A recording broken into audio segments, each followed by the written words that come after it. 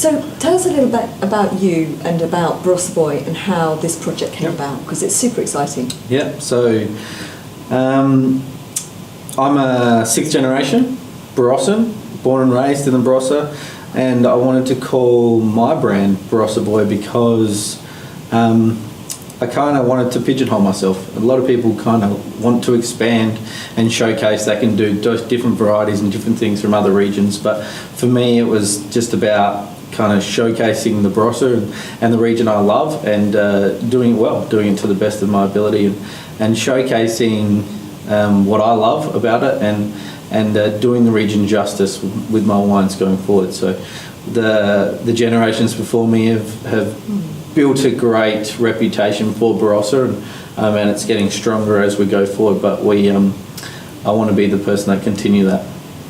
That's a great legacy to be able to uphold. You've really been born and bred in the vineyards, haven't you? I mean, sort of the images on your labels are of, you know, your bike and riding your BMX around the vineyards, and, you know, getting your hands dirty. What was that like growing up there as a kid? I think you take it, I definitely, I think we all take it for granted, I suppose. It's not until you grow up a little bit to understand how lucky we were to be able to hop on a motorbike and ride around the vineyards, and you play chasey running around the backyard or whatever, but I was lucky enough to play chasey on motorbikes around a vineyard, and it sounds a little bit crazy, and we won't talk about the WH and S on all of the work health and safety on all of those issues, but you have fun doing it as a kid, that's for sure. So for me, yeah, I think looking back, you take it for granted because it's so lucky, and you don't understand how good it is until you get a bit older and real life actually hits you. You actually have to work for a living. Yeah, that's right. So you must really have a sense of the lie of the land, you know, in your whereabouts. Does that make a difference to the way in which you approach, you know, your wines, and, you know, having had all this sort of childhood roaming the vineyards and all of that kind of thing? Yeah, I think you understand, and for me, understanding the vineyards and wines, and I've kind of learnt it from the ground up, as you just said before. I was a cellar hand for 6 years in our family business, and then I worked just in the vineyards as a vineyard hand for 2 years, just to understand vineyards and what different varieties are in what soils, and understand it from the ground up, right from the start. And for me, you can only make quality wines from quality grapes, so you can't get mediocre grapes and make quality wine. So you do have to start it right from the start and understand where it comes from. So for the brand, it definitely helped to kind of learn it from the ground up and understand right from the start. So it's very interesting because obviously Corney and Barrow, as you know, has been around a long time, since 1780. Obviously, you know, it's all the wine that makes me look this good. You know, no lines. We were excited to work with you. I mean, obviously you've come from a long lineage of winemaking in the Barossa Valley, which is itself a very historic area. But you're also, other like us, you know, growing up, becoming more modern and fresh, you know, you're also bringing a fresh approach to the Barossa. Yeah. Can you tell us a little bit about that? Yeah. Well, my family, and as I said before, I'm the sixth generation, and Burge in the Barossa Valley, and I'm quite proud of that fact, and we are proud of the fact that we're not a family that are in it for a quick fix. We're in it for the long haul, and as we've shown through the generations. So for me, and Barossa Boy, it's about doing the region justice. It's about doing the generations before me justice, but putting my spin on it, I suppose. Quick story. The one thing that kind of really sunk in when my AFL football team won the premiership last year, which, and I say football, I know football in the world sense is your football, but I was watching an interview of one of the guys who played in that premiership, and they asked him, would you want your jumper or your number retired because you've now won the premiership and Richmond haven't won it for so many years? And what really resonated with me was he said, no, because I'm just the custodian of the jumper. I have my career and I do it for this period, but then someone else takes on and tries to create something does something to continue it on. So it really resonated with me because I kind of looked at it and thought, that's exactly my thoughts in Barossa Boy. It's the generations of before me have created wine. My father, my mother created wine. His father, his mother created wine before that with their separate brands. But I'm just the custodian now of my generation and my time in the Barossa.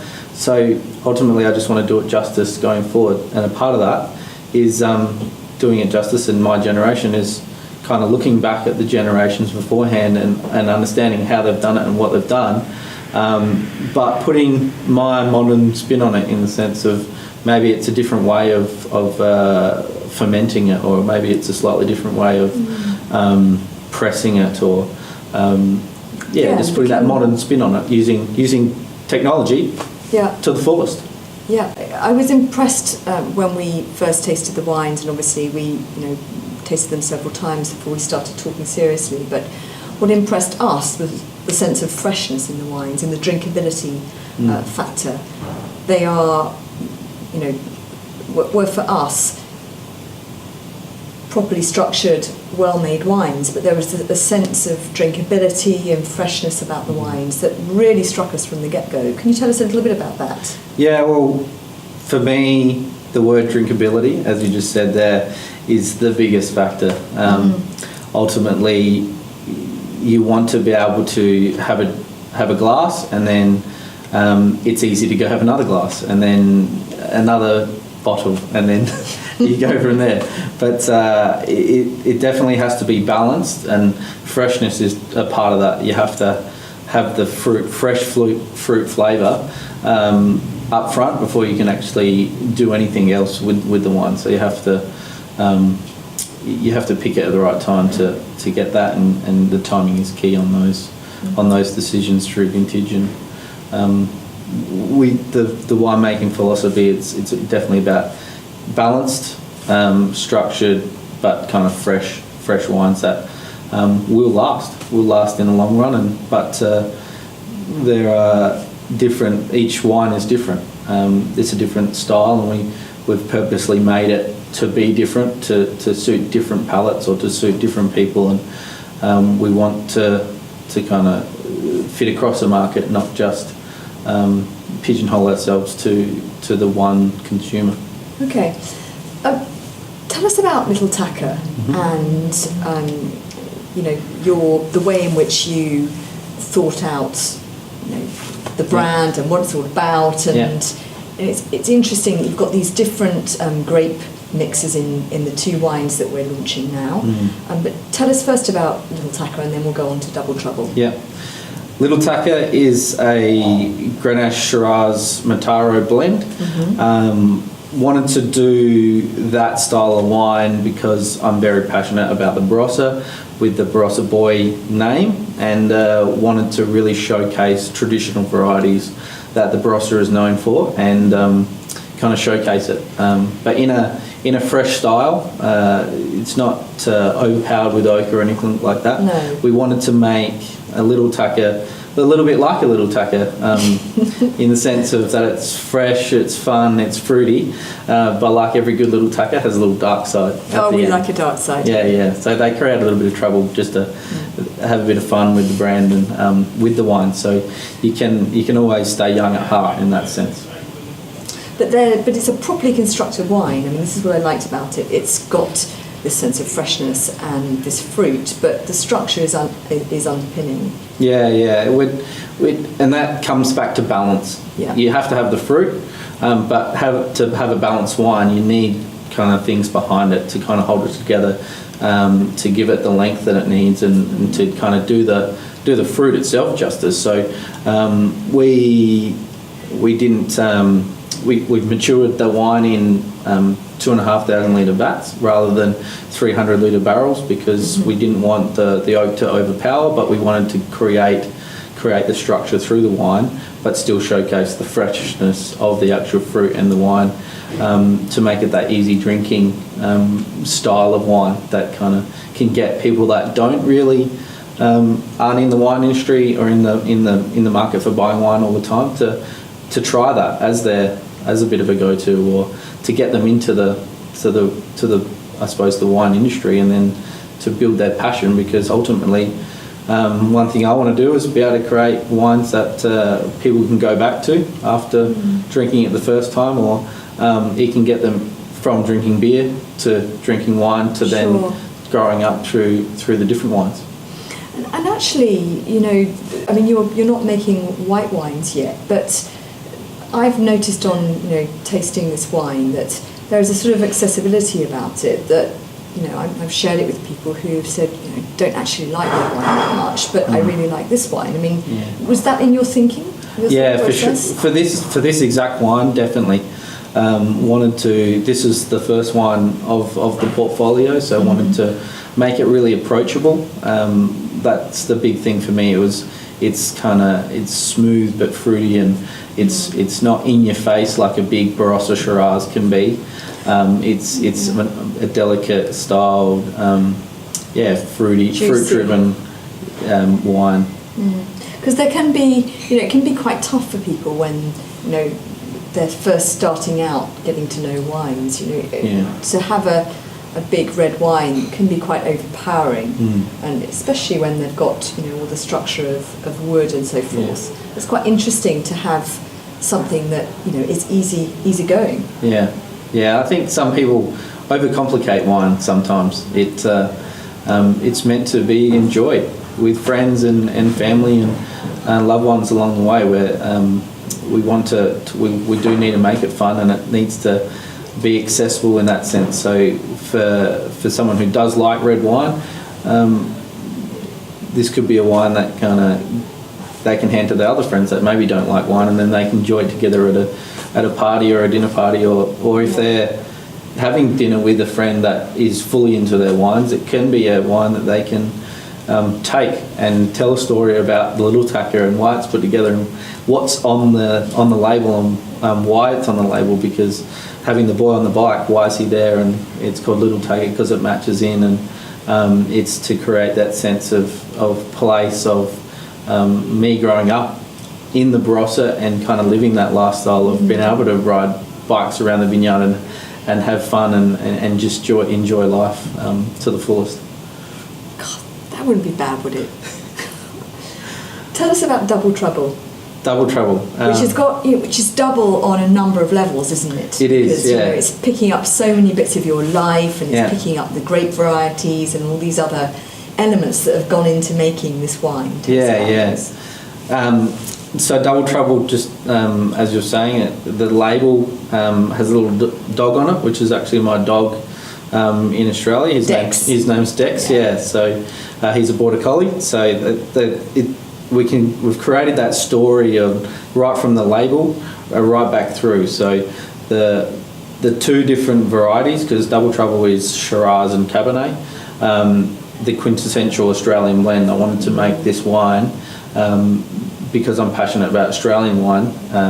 The Little Tacker was to do with passionate about Barossa wine, and Double Trouble's to do with the bigger picture of Australian wine, of bringing back that Shiraz Cabernet quintessential Australian blend. So it's your homage to Australia. Yeah, for sure. So wanted to create that, and then the best way I thought was to create that kind of story was, and the actual varieties and where the varieties grow best is Double Trouble was a mixed blend of Shiraz and Cabernet, as said before. But the Shiraz is from the valley floor, which is drier and